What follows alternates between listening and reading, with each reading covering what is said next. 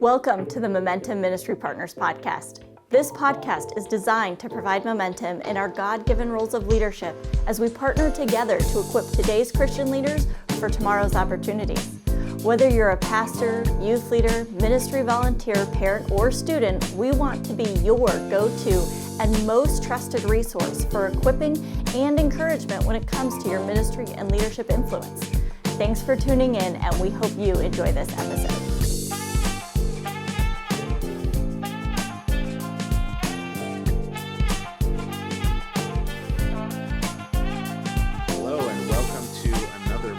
Podcast. My name is Eric Miller, and I will be your host for today's conversation. So excited to have my friend Chris Russell from Destiny Rescue with us today. Chris, thanks for joining us. Yeah, thanks for allowing me to be here. It's a great way to start the week. Absolutely, buddy. We dreamed about doing this months ago, and we're finally on. We're finally getting this recorded. I am excited just to hear from you about what God's doing in and through Destiny Rescue. But before we kind of dive in, I'll give a brief introduction about who you are. Your official title is Director of Engagement with Destiny Rescue.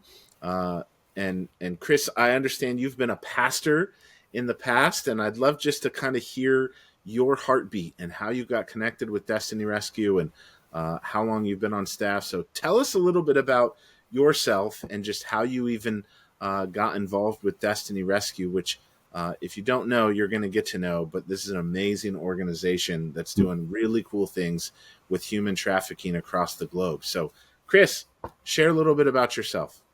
Yeah, thanks, Eric. It's good to be with you, spend some time on this important topic. So I've been a pastor for 23 years, and I'm in Goshen, Indiana, and I was a lead pastor at Community Church of Waterford here in Goshen.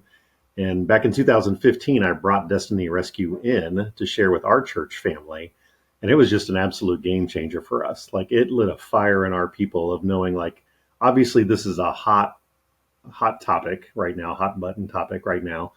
But for people to realize there's something tangible that they could do with using their voices and their influence, that was huge. And it was just an absolute game changer for our church family. So I actually was still the lead pastor there for 4 more years while we partnered with Destiny Rescue.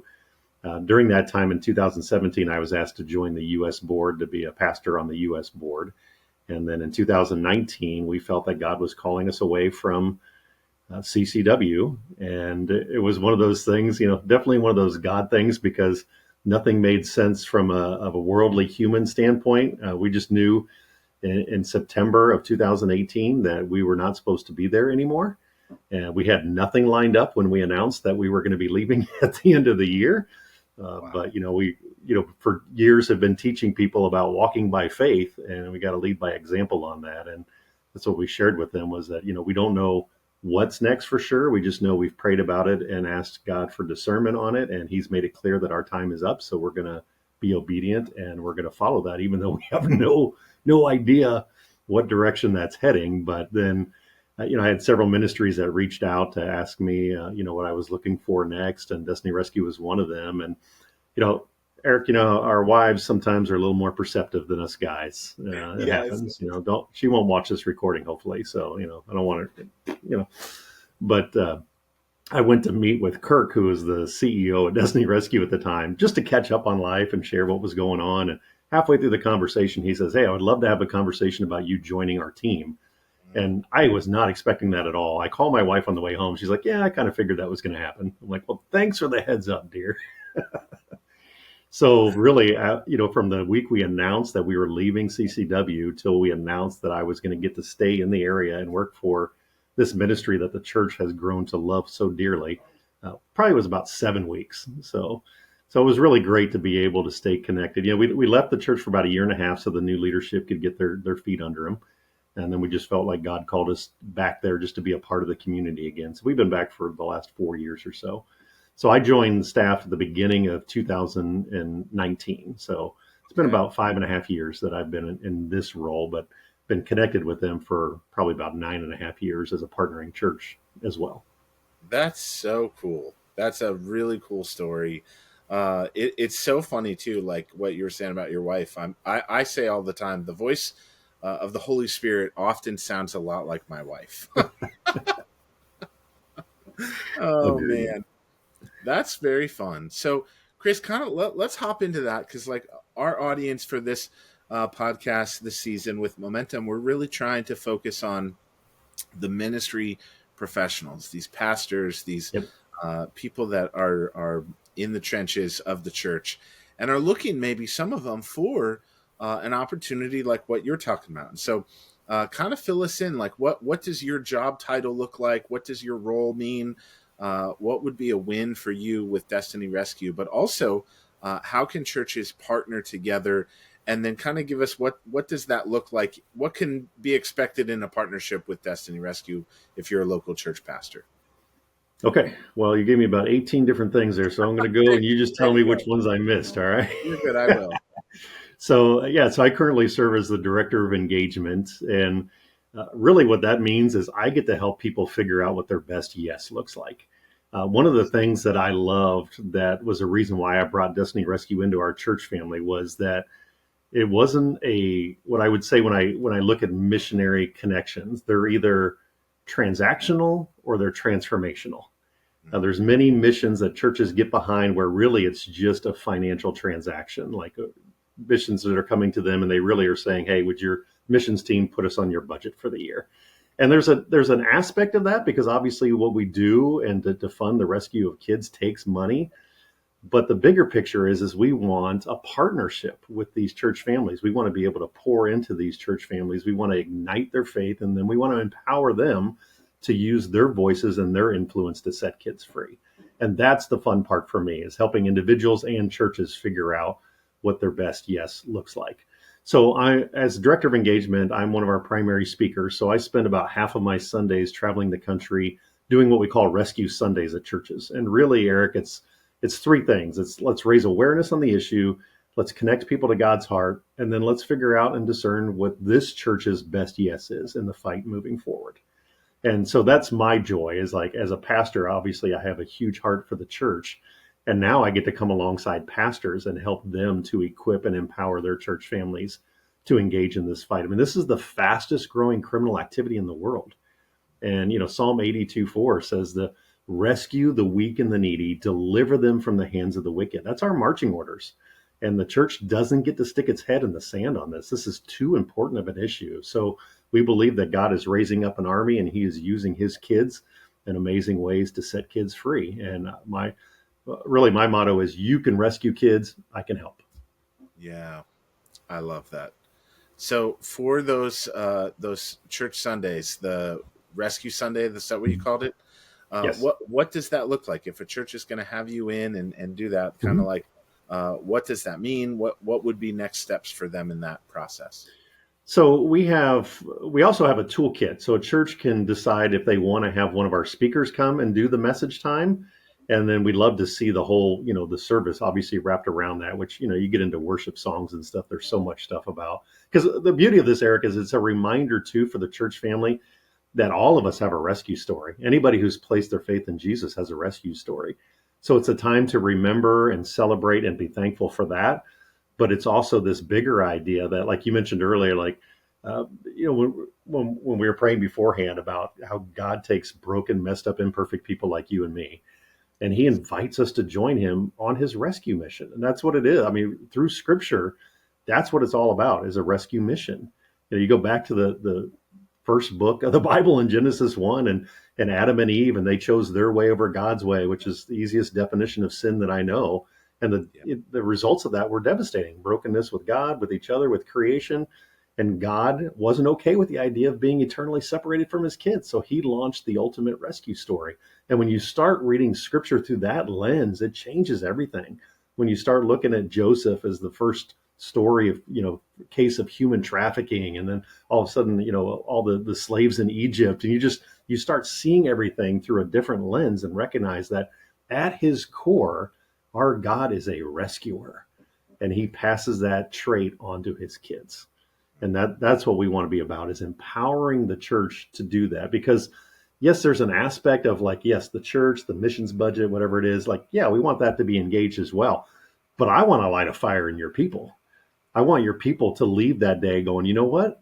I could be all the difference in a kid's life forever being changed. And I'm going to use my voice. I'm going to use my talent, my passions, my hobbies, my expertise. And I'm going to figure out a way in the next year to rescue one. And that's where it starts. And to watch people just the stuff that God does in their hearts, it just starts bubbling up to all these creative ideas. They get other people around them. They figure out what they're going to do, and they go out and they raise awareness and they rescue kids. And it's awesome to see. And it's across the generations too. We got the kids with Vacation Bible Schools who are doing that. Tons of students through our Rescue Op 120 program, and then adult.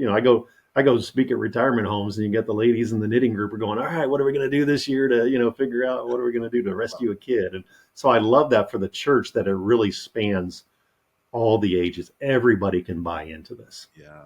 Yeah. Good. All right. Thank you for sharing some of that. That's super helpful. Let's go the other side, right? Yep. So on the Destiny Rescue side, what's like the mission, the vision of the organization?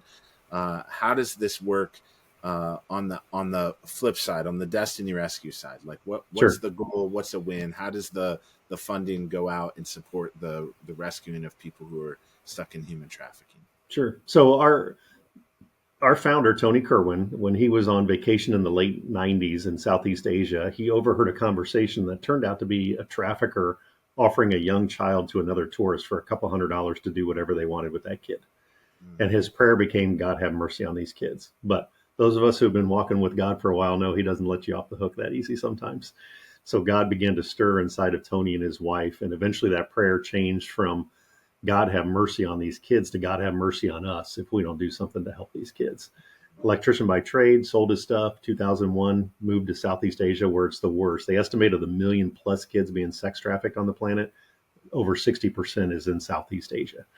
And he moved there in 2001, and he, to this day, is out regularly on undercover operations to set kids free. So that's kind of how things go. And our primary focus is rescuing underage girls. No surprise that, the high 90% of those who are being sex trafficked are females.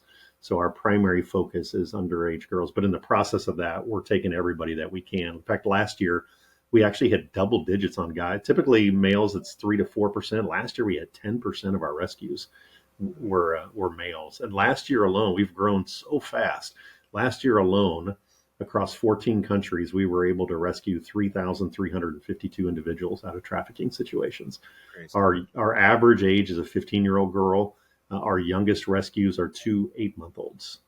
One of those was a kidnapping situation where a girl was taken, and we were asked to help out with that. And another one was kind of a generational situation where a girl that belongs to a brothel has a baby, and now that baby belongs to the brothel, and it's just a matter of time before something happens to her. So we were able to get both of them out before anything happened to them. But it just shows you how dark and how deep this goes. And it's not just about the rescue. Now, we're one of the very few organizations in the world that's primarily focused on children. We're one of the few organizations in the world that actually has our own undercover agents, typically between 30 and 40 full-time undercover agents.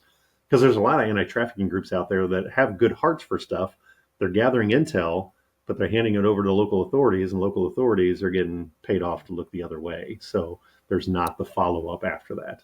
The intentions are good, but the results just aren't there because of that dynamic that's going on. So we raise up our own undercover agents, and it's not just about setting kids free. We got to make sure they stay free. So we have a very comprehensive aftercare program. You can imagine the trauma these kids have been through. So we have an Empower program. It's a trauma resiliency program to help the kids. And then we also help them find jobs in areas that they're interested in by partnering with local business owners. And what we'll do is, like, say in Africa, catering, sewing, hair salon are the 3 big ones. So let's say, Eric, that you own a catering business and you're willing to take 5 of my girls for 6 months, teach them everything they need to know about working at and running a catering business. What I do is I pay for their full salary for 2 months, 2/3 for 2 months, and 1/3 for 2 months.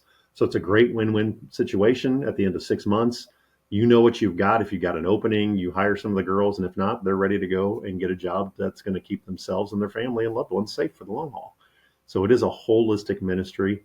Looks different in every country because you have to have what's called an MOU, a Memorandum of Understanding. That's what allows our guys to use the hidden body cameras to go in and gather intel.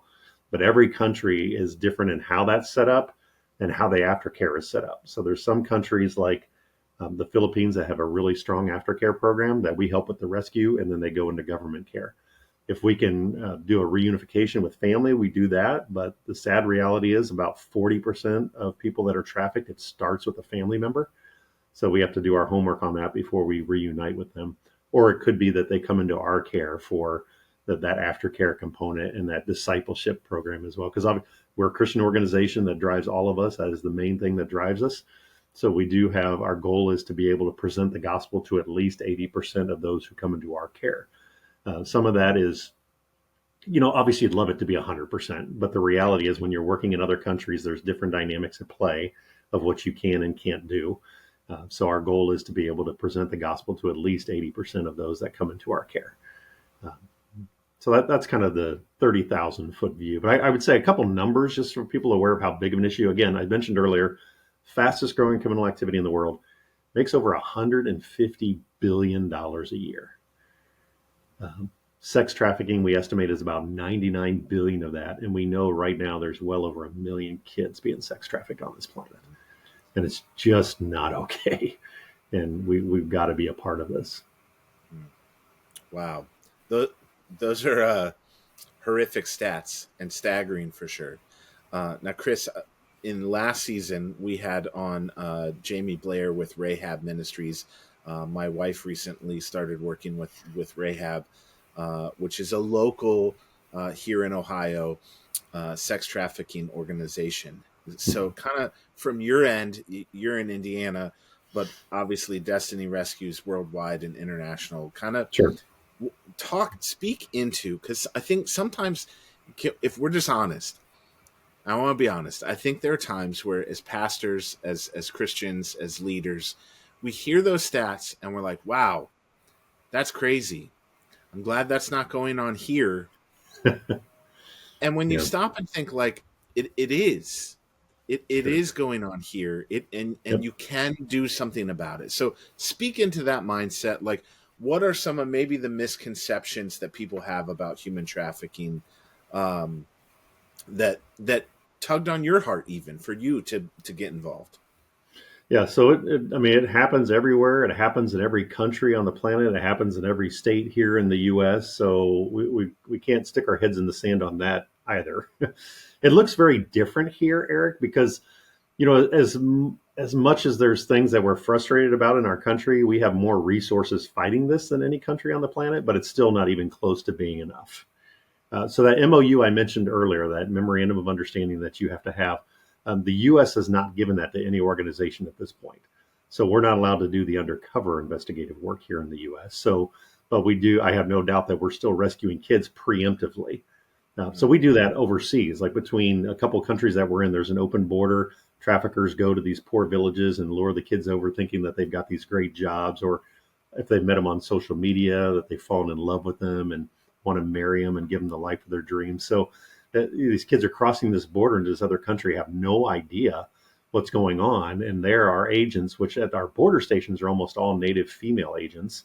They have permission to stop any minor that's crossing the border. They have armed guards behind them to enforce that. Traffickers aren't going with them because they know our people are there. So they say, hey, we'll meet up with someone. If someone stops you, make up a story, kind of a thing. But our ladies have been doing this a long time, so they know how to read between the lines. Where are you going? What are you doing? Or where you promise this? Where you promise that? And we're able to interrupt the traffic flow and rescue kids before that happens. And I think that's where our focus is in the U.S. So through our Rescue Op 120 program, we're going into schools, we're going into colleges, any opportunity we have to speak with young people. And we're able to tell them and educate them on the game that traffickers are playing, which here it's highly on social media, right? So you have traffickers posing as people that, obviously that they're not. And if we're talking about one word, Eric, we're talking about vulnerabilities. That's what traffickers are looking for. So they're looking, if I'm a trafficker, I'm going to create a profile on social media, and I'm going to look for girls who are lonely, depressed, suicidal, have a bad relationship with their parents, and then I'm going to be the sympathetic ear, right? And it's much more of a grooming process. We see movies like Taken and even Sound of Freedom that came out last year, and I think From a Hollywood standpoint, kidnapping is the big thing people want to focus on. But the reality is that's not the primary way kids are taken. It's much more this grooming process. Yes, be aware of where your kids are. Make sure that they're aware of, how to be aware of their surroundings and all that kind of stuff. But if we do that and we're not talking to the kids and our grandkids about social media, we're missing the bigger side of the problem, because that's where traffickers, I mean, even young kids now, the little video games that they play, there's chat features on those. There are traffickers all over that kind of thing. Yep. And, there's a case that I remember a few years back, Eric, that we weren't part of this one. I just remember hearing about it, that there was a 14-year-old in Fort Wayne, had a bad relationship with their parents. Trafficker creates a profile, pretends to be the sympathetic ear, convinces her to run away from home, meets up with him, and before she realizes what's going on, he takes her phone, disables her social media, destroys her phone, starts to abuse her. Then he starts selling her to her friends. And the only reason she got rescued was because the lady that was transporting her to the next customer was parked illegally, and a police officer went over to address that, and then saw this young girl with makeup and clothing that was way beyond her years in the back seat, and she was able to be rescued. But that's the only reason that she got rescued, was because of that illegal parking situation. So we have to be in conversations with kids. And as parents, we have to create a safe space for our kids to be able to talk about this. Like my kids know they're not going to get in trouble for anything somebody sends to them, but they are going to get in trouble if they don't talk to us about it, or if they respond in a way that's not appropriate either. So, which is hard to do, because there's that Papa Bear in you, Eric, that just wants to, you just want to light up stuff and everything. But you also have to have that tender warrior side of us as dads, especially with our kids, to be able to create that safe space to have a conversation of going, hey, here's the reality of the world that you live in. Unfortunately, this is the reality of the world that you live in. So, you can't be a typical teenager who is all about likes and follows. You have to be smart, and you have to be thinking about who you're connected with on social media, and everything that you put out on there. You've got to be thinking about, what could somebody do with this if they wanted, if they had nefarious intentions. What could somebody do with this? So we've got to have those conversations and educate our kids. I'd say the other thing, Eric, here in the U.S. is for churches to be aware of too, is that, the most vulnerable populations are, when we're talking about kids, is foster kids and migrant workers. So what is the church and what are our Christ followers doing to help out with that? Like I know here in Goshen, we have a Boys and Girls Club. We have the Post. Like there's these ministries that really do a lot with kids. Like how do we come alongside those people who are trying to help that vulnerable population? In the church, how are we doing raising up our own foster families inside the church? How are we doing with providing respite care for those? It's that whole, like, it takes a village kind of mentality. And how do we do that? Because that is the vulnerable population. So how do we become the leaders in that? Or how do we surround people who are in that on a daily basis to be able to pour into these kids and give them, God-loving, God-fearing, Christ-honoring people in their lives to set that example for them. So those are a few of the things that we need to be aware of. But I think that for the church, it really is the idea of, there in Scripture, there is no us and them. Like sometimes I get into conversations about that. I go like, well, what are you doing to rescuing our kids? It's like Scripture doesn't talk about us and them. These are all kids that are created in the image of the King of Kings, and all of them have infinite worth. And all of us have an opportunity to step in the gap for kids who don't have anybody they're fighting for them. I have 3 girls. My girls are 21, going to be 17 on Thursday, and 11, who think she's a teenager already. So, and as a dad, there is nothing I wouldn't do to keep my girls safe, to make sure that they are protected, that they are loved, that they are told about how crazy Jesus is in love with them. There's nothing I wouldn't do. But the reality is we're talking about over 1 million kids on the planet who have nobody fighting for them. Yeah. We get to stand in the gap for that. God gives us the privilege and the opportunity to stand in the gap for those kids. Chris, that's so good, man. I think even what you're saying about for us as dads, like checking in with your kids, and for parents, like being aware, allowing your students to share, like, hey, this happened, without fear, without them feeling like they're going to be in trouble. So good. But Chris, what would you say maybe to pastors who their heart is they want to be proactive Sure. in this response? And so I know with Destiny Rescue, you guys offer all kinds of different resources and curriculum and things that pastors and churches can use.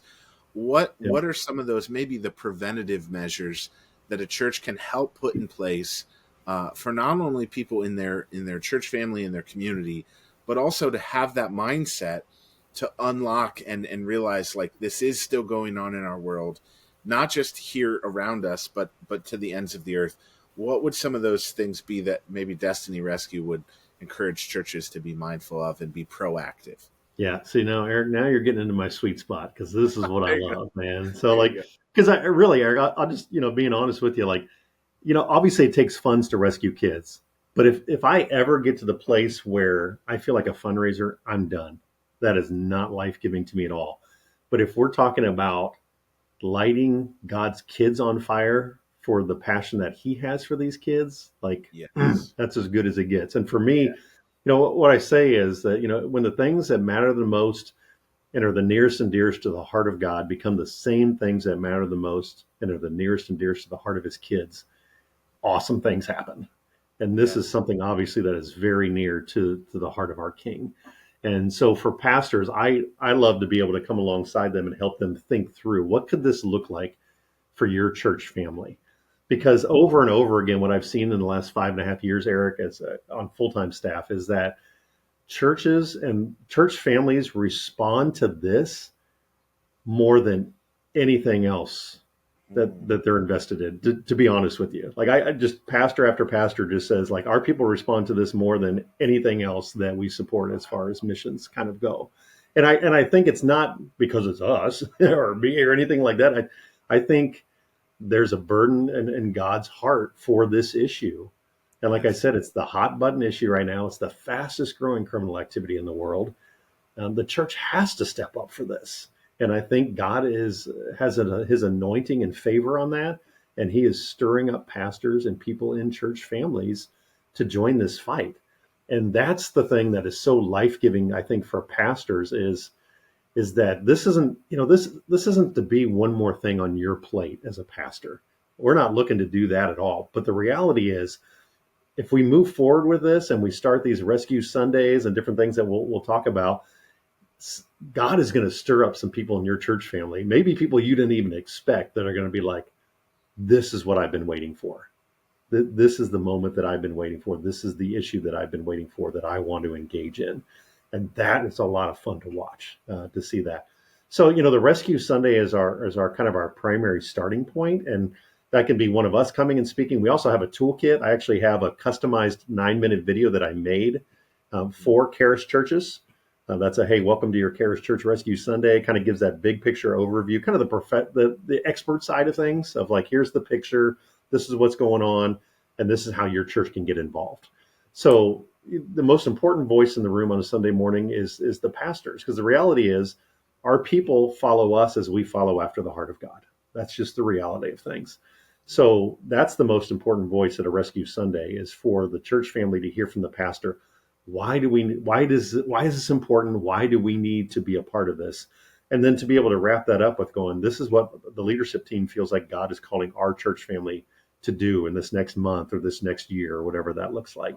And then we're able to provide that kind of expertise size and help educate the church family on that. So that can happen with one of us coming and doing the message time along kind of in conjunction with the pastor, or we can provide the tools through the toolkit that has stories and videos and resources, statistics, everything you could possibly need to do your own Rescue Sunday as well. But my favorite part, I love educating the church, but I love igniting the church. And this is, working with us is different because it's not like, hey, we're going to send a team and we're going to paint some buildings or build an orphanage or, like a lot of things that people are used to thinking like, okay, what do I go and do? Like that kind of a thing. We're not set up that way. That's not how we operate. But how we do operate is that we release people to use their voices and influence to rescue kids. And we're seeing that across the border. The tangibleness, Eric, is that it's about $1,500 to rescue a kid. It's very tangible. We know a kid's life is going to forever be changed with about $1,500 that goes towards a rescue effort. So there's something so tangible about that for a church to be like, okay, so how many kids can we rescue, and how creative can we get in this? And then so the first rescue Sunday is to paint the vision, to kind of commission the church of welcome to the fight. But then the hope is that that becomes part of the annual rhythm for the church of going, this is our day that we dedicate to learning more and to celebrating what we've done in the last year to rescue kids. So I'll get a quick example of that. My home church here, they've been doing this for 9 years now. So like this last rescue Sunday I had some of the men's ministry come up because they sell Christmas trees. And every year they give enough to rescue a kid. They do a cornhole tournament in the spring and rescue a couple kids. We have one of the biggest county fairs in the country.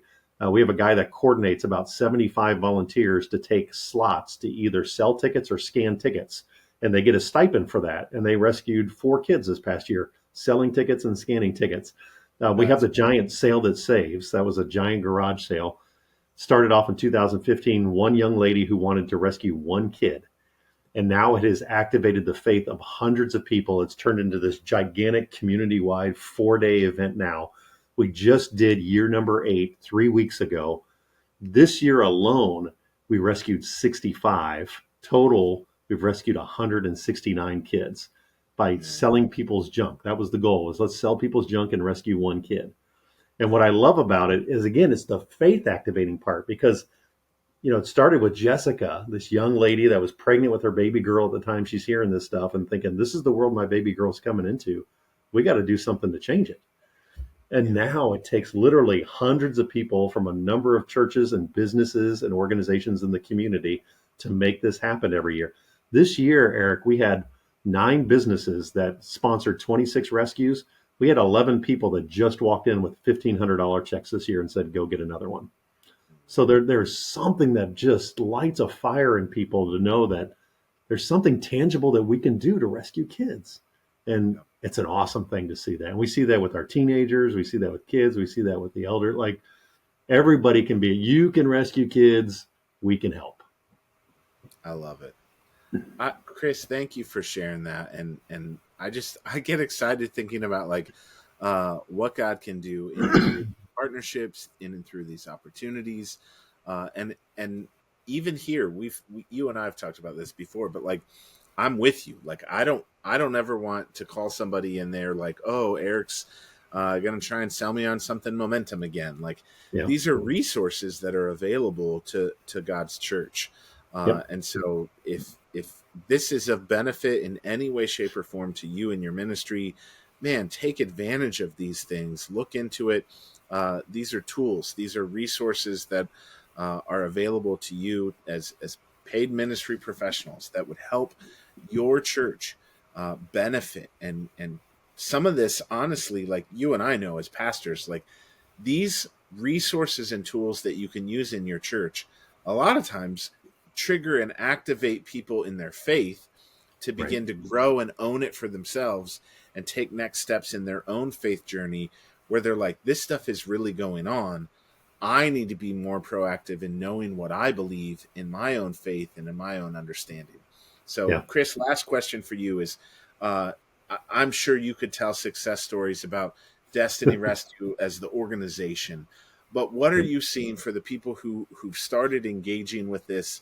Some of those individuals, what has it done to ignite their faith and their understanding of who God is and how he rescues, to tie it back into that greater story that you were talking about earlier, looking at the lens of Scripture? Yeah, that is, for me, Eric, is one of the most fun things in doing this, is working with third-party people and seeing how their faith grows as a result of this. So even just the garage sale story that I was just sharing with you, Jessica, when I first met her, when we brought Destiny Rescue in, wasn't even remotely coming regularly. She wasn't involved in any kind of a life group. She wasn't serving on any kind of a team. She was very stagnant and shallow in her faith walk, in her faith journey. And this lit something in her that just continues to grow. I mean, I've never seen her, just talked with her a couple of days ago, I've just never seen her more on fire in her love for Jesus and her understanding, because in her being involved in this rescue work, it's a constant reminder to her of what God has done for her. It's a constant opportunity to be grateful for recognizing that, and all of us are in need of rescue. And man, what an amazing God we have that chose to rescue us. I mean, nobody knows ourselves. We know ourselves the best, as far as knowing what God has to deal with, right? I know Chris, I know all the faults, I know the shortcomings, I know all the stupid inclinations of his heart, and why God would want anything to do with him, I don't know. But that's an amazing love and grace that, as much as I try to, I still can't wrap my head fully around. But in the meantime, if we can activate people's faith to recognize their own rescue stories, and then help them realize that God has given them the gift set to be able to be all the difference for kids. I mean, that just ignites a faith that is pretty unstoppable, and that's an amazing thing to watch. I would say, Eric, I know obviously you work with the students a lot, and one of my favorite things with them is I have a youth group up in Portage, Michigan, and they came to one of the fundraisers at the church that the adults put on, and then they heard about this average 15 years old is what we rescue, and they were furious, as they should, right? It should ignite a righteous indignation inside of us when we hear that. But eventually you got to decide to do something with that anger instead of just stewing in that, right? And they decided they were going to do an adult prom. So they did $150 a couple. The kids went to the businesses, got the DJ, got the food, had the dance floor. They had 5 boxes. They nominated 5 of the couples to be nominated for King and Queen, had these red velvet chairs for crowning the King and Queen at the end of the night. All this stuff. They shared their stories. Last year, they rescued 20 kids. This year, they rescued 32, all led by about 18 teenagers. Those guys have rescued 52 of their peers just in the last year and a half with these 2 adult proms. So how does that not ignite something in you? People talk about you deal with this darkness every day. How do you deal with that? I'm like, this is how I deal with it.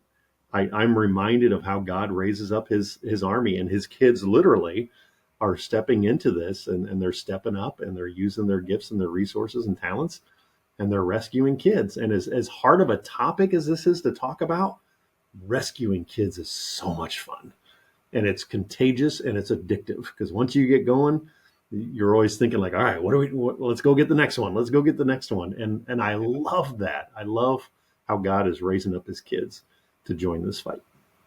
So good. Chris, thank you for sharing, for allowing your heart to come through in all of this. Where can our people find you? How do they get connected? How can they research a little more about Destiny Rescue? Yeah, so our website is destinyrescue.org. So check that out. My personal email is Chris, CHRIS, .Russell, RUSSELL, at destinyrescue.org. And my cell phone is 765-610-9366. So if you'd like to reach out at some point and just explore this idea of what could this look like for your church family, I would love to do that. There's nothing that brings me greater joy than coming alongside pastors and helping them ignite something in their church that's just going to light a fire they're going to get to celebrate for years and years to come. I love it.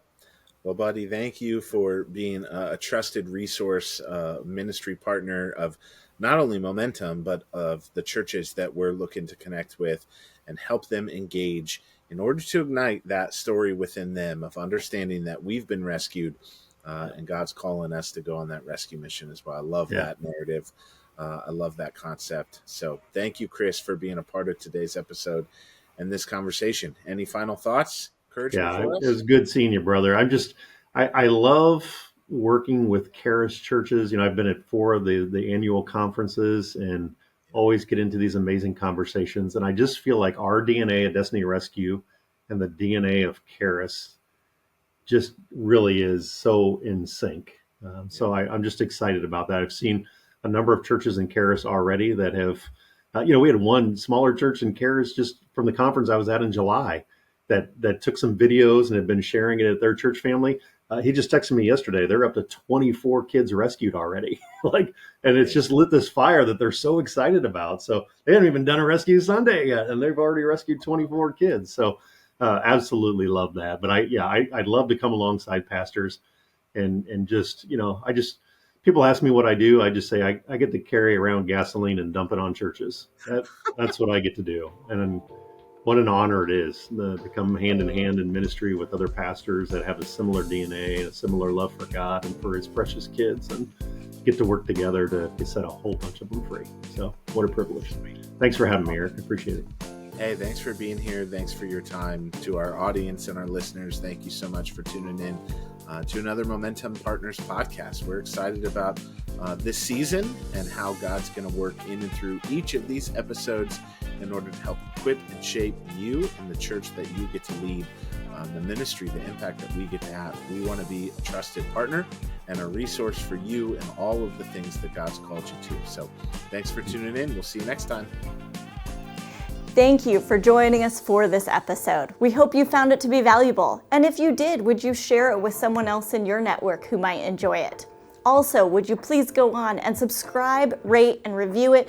That way you don't miss any more and somebody else will be able to find it too. Also, because we want to be your trusted resource, if you have a question or topic that you would like us to discuss on an upcoming episode, send that to us via email to info@buildmomentum.org, or you can send us a DM on any of our social media platforms. You can find us there at Momentum Ministry Partners. Also, if you need more information on our ministry, be sure to check out our website at buildmomentum.org. Thank you so much, and we hope to see you next time.